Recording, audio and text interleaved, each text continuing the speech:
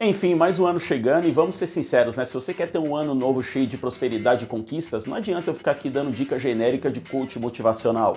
Você precisa ter um propósito de vida, definir suas metas, ter foco e nunca desistir, e blá blá blá blá blá blá. Porque afinal de contas eu sei que vai entrar por um ouvido e sair pelo outro, não é verdade? Então eu achei melhor fazer essa parada de um jeito diferente, já que muitas vezes nós nos espelhamos nos nossos ídolos e em muitos casos temos até vontade de ser como eles. Por que não copiar algumas virtudes desses caras? Óbvio que eu estou falando dos bons exemplos, né? E quem sabe assim ter um 2023 épico. Mas então, sem muita enrolação, já vamos logo para o primeiro exemplo que nós podemos seguir. Bom, se você quer ganhar muita grana em 2023, obviamente que você tem que ser um cara bem sucedido, seja na empresa que você trabalha, subindo de cargo, ou de repente se você for um empreendedor, fazendo o seu negócio decolar de vez. E é claro, não tem como você alcançar esses objetivos sendo uma pessoa acomodada que não consegue sair da sua zona de conforto. Muito pelo contrário, você precisa ser uma pessoa muito produtiva e também contar com a motivação para realmente fazer as coisas acontecerem. E na boa, quando o assunto é produtividade e motivação, eu não conheço o melhor exemplo do que este cara. Bruce Dickinson, muitos de vocês já devem saber que é o vocalista do Iron Maiden, mas o que talvez alguns de vocês não saibam é que além de cantor dessa bandinha aí que quase ninguém conhece, tal de Iron Maiden, ele também é um cara cheio de outras habilidades, profissões, talentos. O cara é piloto de avião habilitado para pilotar aviões de grande porte, inclusive várias turnês, ele mesmo que pilota o próprio avião do Iron Maiden, vocês acreditam nisso? Ele é empresário, inclusive ele é sócio numa empresa que está projetando o maior avião do mundo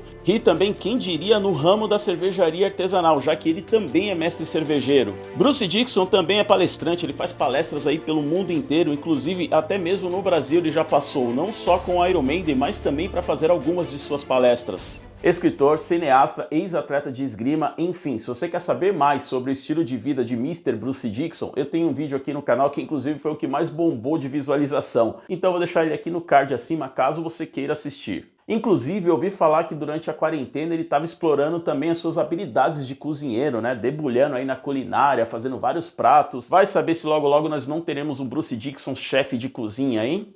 E em uma entrevista, se não me engano, de 2014 ou 2015, aqui no Brasil, que ele foi questionado sobre essas várias habilidades aí que ele tem, ele respondeu o seguinte, que a maioria das pessoas utilizam ou a parte racional do cérebro, que é a parte mais ligada com questões técnicas, números, enquanto outras utilizam mais a parte emocional, que tem mais a ver com atividades artísticas, como cantar, atuar, pintar. O que ele complementou aí nessa entrevista é que ele consegue utilizar as duas partes do cérebro de forma igual para conseguir desempenhar atividades diferentes. Simples assim. Mas é lógico, né? Por mais que ele seja um gênio, um cara fora da curva, obviamente que ele não faz tudo de uma vez. Até porque o Iron Maiden ocupa muito do tempo dele. Então, muito provavelmente, ele aproveita os intervalos das turnês do Iron Maiden para conseguir focar nos seus outros projetos e suas empresas. Mas então, falando de nós, pessoas normais, o exemplo que podemos tirar deste grande artista é o seguinte: quando você se propor a fazer algo que você quer que realmente aconteça, doe-se 100% naquilo que você escolheu. Vamos dizer que você já tem uma profissão e só quer alavancar a sua carreira.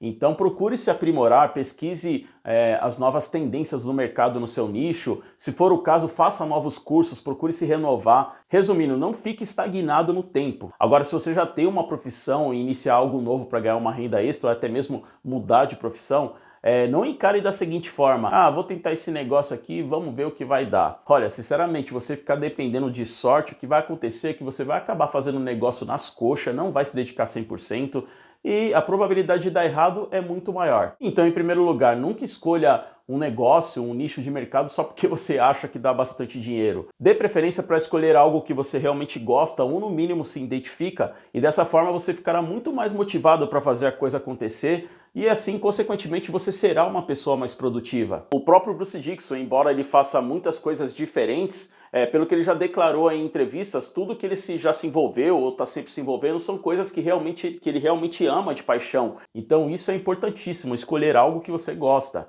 E segundo, já esteja preparado aí para sacrificar muito do seu tempo livre. E isso eu falo por experiência própria, viu? Porque este canal aqui, que já deve fazer mais ou menos uns 3 meses que eu criei, eu estou conciliando com a minha profissão, que eu já tenho há muitos anos, e, cara, eu tenho que usar muito do meu tempo livre aí para criar roteiros, gravar, editar vídeos. um tempo que eu poderia estar fazendo um monte de outras coisas aí, poderia estar assistindo Netflix, fazendo um rolê com os amigos, mas enfim, se a gente quer fazer algo acontecer, a gente tem que fazer escolhas na vida, não tem jeito. E pelo que tudo indica, pelo menos parece que eu estou no caminho certo, porque neste pequeno período aí que eu estou no YouTube, modéstia à parte, eu já consegui alcançar mais de 450 inscritos. Inclusive, a minha próxima meta é bater os 500, então se você já quiser colaborar, aproveita e se inscreve aí, o botão de inscrição deve estar em algum lugar aí na tela. Então, só reiterando aí o que eu falei, esteja preparado para encarar uma dupla jornada se for o caso.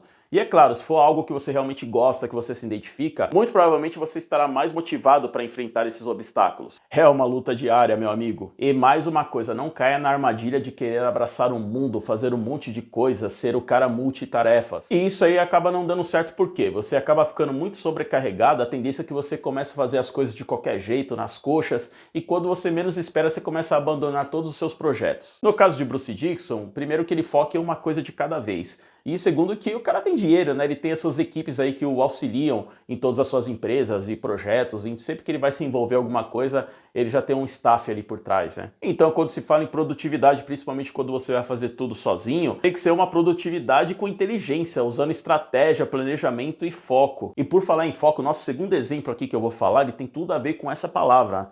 Inclusive, poderia até fazer parte do sobrenome dele. Já imaginou? Cristiano Foco Ronaldo? Não, acho que é melhor deixar só Cristiano Ronaldo mesmo, né? Um dos maiores jogadores aí dos últimos tempos, só para citar algumas de suas conquistas, o cara já ganhou 4 vezes a Champions League, 3 vezes o Mundial de Clubes, já foi considerado 5 vezes o melhor do mundo, ganhando aquela famosa bola de ouro, e já marcou mais de 800 gols em toda a sua carreira. Inclusive, aos 37 anos, ele continua aí na ativa. Como vocês viram nessa última Copa aí, ele ainda participou representando a sua seleção, Portugal. Enfim, é querer fazer chover no molhado ficar falando aqui do robozão, né? E lógico que sempre houveram comparações aí com seu rival Messi, né? Rival entre aspas, tá? Mas no sentido de ser o melhor do mundo, até porque os dois são jogadores muito vitoriosos, mais ou menos da mesma época, que atuaram praticamente a vida inteira na Europa. E a disputa pela bola de ouro no final da temporada, por muitos anos, praticamente ficava somente entre os dois ali. Sempre os dois que eram favoritos, embora Messi tenha ganhado mais vezes que ele. Mas falando em Messi, sempre rolou também aquela discussão do tipo, Messi é o cara que nasceu com dom, com talento. Já Cristiano Ronaldo, segundo essa discussão, não nasceu exatamente com o mesmo talento que Messi. Então ele teve que correr atrás, se aprimorar, treinou e ralou muito para conseguir chegar ao nível que ele chegou. Independente de qualquer rivalidade com o Messi, se é que realmente ela existe, pelo menos da parte dele, todas essas conquistas aí que ele alcançou, com certeza foi resultado de muito foco e constância. Pois ele sempre foi obcecado por querer ser o melhor do mundo, ou no mínimo um dos melhores, e acima de tudo querer deixar o seu legado na história do futebol. Então isso fez com que ele não medisse esforço para alcançar os seus objetivos. Inclusive muitos jogadores que jogaram com ele, né, em algum clube, relataram que ele sempre era o cara que chegava primeiro, né, nos treinos, já iniciava alguma coisa ali, e quando acabava os treinos oficial do clube, ele ainda continuava treinando, porque ele queria aprimorar alguma coisa, ou trabalhando algo que ele achava que ainda não estava bom. Então é o tipo de cara que faz isso porque ele quer ver a evolução dele acima de qualquer coisa. E fora isso, ele não se limita a fazer somente os treinos do clube que ele está jogando. Ele também tem academia em casa e faz treinos adicionais no dia a dia normal dele. Quanto à alimentação também, ele cuida bastante. Raramente ele come alguma porcaria. Isso porque ele encara o alimento como se fosse um combustível para o corpo dele. Você, por exemplo, que tem o seu carro aí, você não vai abastecer num posto que você sabe que é gasolina adulterada, né? Então é mais ou menos isso. Quanto à bebida alcoólica, então, nem pensar. Podemos dizer que o fígado do CR7 deve estar tinindo. Então, nesse sentido aí, o Cristiano Ronaldo foge totalmente do estereótipo daquele tipo de jogador baladeiro, né? Como aqui no Brasil acontece muito. Terminou o jogo, o cara vai pra balada ou pra alguma festinha, enche a cara, dorme mal, não consegue treinar direito nos dias seguintes. Você sabe muito bem como é que é, né? Então ele faz total questão de cuidar do seu corpo, da sua saúde, porque ele sabe que é o instrumento de trabalho dele. Ele tem que estar com o físico em dia para atuar em alta performance. Independente disso também, eu acho que é uma coisa inerente da personalidade, dos princípios dele. Tanto é que ele já educa os filhos dele dessa forma. Inclusive, eu imagino que ele é daquele tipo de jogador que quando se aposentar vai continuar se cuidando, continuar treinando, não vai relaxar e engordar como muitos outros jogadores. Então você aí que todo início de ano promete que não, dessa vez eu vou levar a academia a sério, aí chega lá pro carnaval, você abandona o seu projeto fitness e ainda tem a cara de pau de voltar no final do ano, em novembro, dezembro, para tentar algum resultadozinho que seja. Olha aí, um belo exemplo para você se inspirar, ter mais foco e constância nos seus objetivos. E é lógico que isso não se limita somente a treino, a academia, mas em relação a tudo que que você se propor em fazer na sua vida, que vai te exigir algum esforço, seja físico ou mental. Então foco e constância é importantíssimo. E agora, voltando para o mundo da música, nós temos um belo exemplo aí de superação e resiliência. Para quem não sabe, resiliência é a capacidade que o ser humano tem de se recuperar, se recompor após algum acontecimento triste, algum problema muito sério, enfim, qualquer evento que tenha o impactado de alguma forma. E é óbvio, na vida a gente sempre estará passando por adversidades, tanto no âmbito profissional ou em relação a questões pessoais, relacionamentos, seja lá o que for. Afinal, no meio do caminho sempre haverão aquelas situações em que a gente vai parar e falar: Puta que pariu, essa porra não podia ter acontecido agora. ou um problema financeiro muito grave, ou a perda de uma pessoa querida, enfim, dependendo do que aconteceu, às vezes a gente fica tão baqueado que a gente simplesmente não sabe como seguir em frente. E esse cara que eu vou falar agora é um ótimo exemplo de superação e resiliência. Estou falando de Dave Grohl, vocalista e guitarrista da banda Foo Fighters. E com certeza é uma das bandas de rock mais importantes das últimas 3 décadas. Uma banda que, mesmo com todos esses altos e baixos que o rock tem sofrido durante todos esses anos, continua bastante relevante aí na mídia e entre o público roqueiro. Mas enfim, para quem não conhece direito aí a história de Dave Grohl, antes do Foo Fighters, ele foi também baterista do Nirvana, aquela banda que estourou nos anos 90, principalmente com o álbum Nevermind. É, aquele disco que tem um bebezinho pelado na capa tentando alcançar um dinheiro dentro de uma piscina. E isso num importante momento em que o rock estava no auge na mídia, muito por conta da MTV, e o Nirvana sendo o principal expoente do movimento grunge. Então eles fizeram sucesso estrondoso nessa época, não só com o álbum Nevermind, mas também lançando outros discos aí de muito destaque. Porém, no auge desse sucesso, Kurt Cobain, que era guitarrista, vocalista e líder da banda, que tinha problemas com substâncias ilícitas e também não conseguia lidar com a exposição da mídia, acabou dando fim em sua própria vida, metendo um balaço na cabeça. Isso em 1994, com apenas 27 anos. Dave Grohl ficou arrasadíssimo, até porque, além de parceiro de banda, Kurt Cobain era um grande amigo seu, eles eram muito próximos. Então, logo após o acontecimento, logo de cara, Dave Grohl e Chris Novoselic, que era o baixista da banda, resolveram dar fim ao Nirvana, até porque para eles não fazia sentido continuar a banda sem Kurt Cobain, mesmo que arrumasse uma outra pessoa para substituí-lo. E após isso, acredite ou não, Dave Grohl não quis mais saber de música,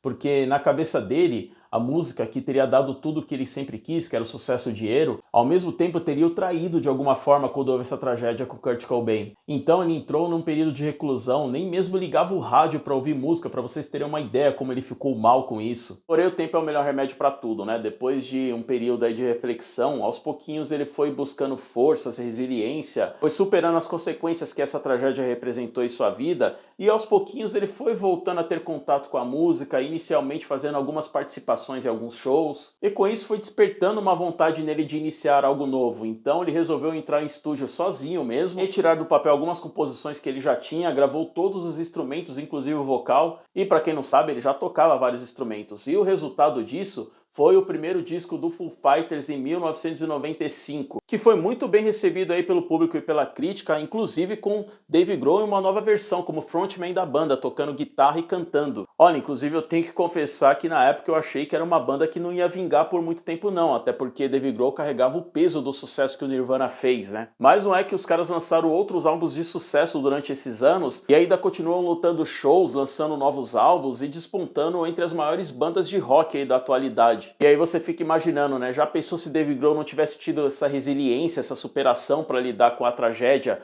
da perda de seu amigo Kurt Cobain? Muito provavelmente ele teria seguido sua vida com uma profissão normal aí fora da música e talvez não teria sido uma pessoa muito feliz com isso. Ou de repente o cara poderia até mesmo ter se afundado em algum problema psicológico aí, alguma deprê, uma síndrome do pânico ou coisa parecida. Vai saber, né? E olha que ele teve que lidar mais uma vez com uma situação parecida agora em março de 2022, quando o baterista do Foo Fighters, Taylor Hawkins, acabou falecendo por consequências de uma overdose. Inclusive, cara, eu acho sensacional essa história, essa trajetória toda aí de Dave Grohl. Tô até pensando em fazer um vídeo a respeito disso, falando mais dele. Então, se você apoia a ideia, põe aí nos comentários o que você acha. Mas então é isso, galera. Como vocês viram aí, alguns de nossos ídolos têm muito a nos ensinar através da história deles durante sua trajetória, seja na música, no esporte, no cinema. Inclusive, eu cheguei a pesquisar outras personalidades famosas que seria interessante falar aqui também, porém esse vídeo ficaria muito longo Então, de repente dá até para fazer uma segunda parte. E isso dependendo do número de visualizações e curtidas que este vídeo tiver. Então já sabe, né? Só depende de você. Chega chegando aí no botão do like e, se possível, compartilhe este conteúdo aí com seus amigos. Dito isso, muito obrigado por ter assistido até aqui. Um feliz ano novo para você, muita paz e prosperidade. Um abraço, tamo junto em 2023.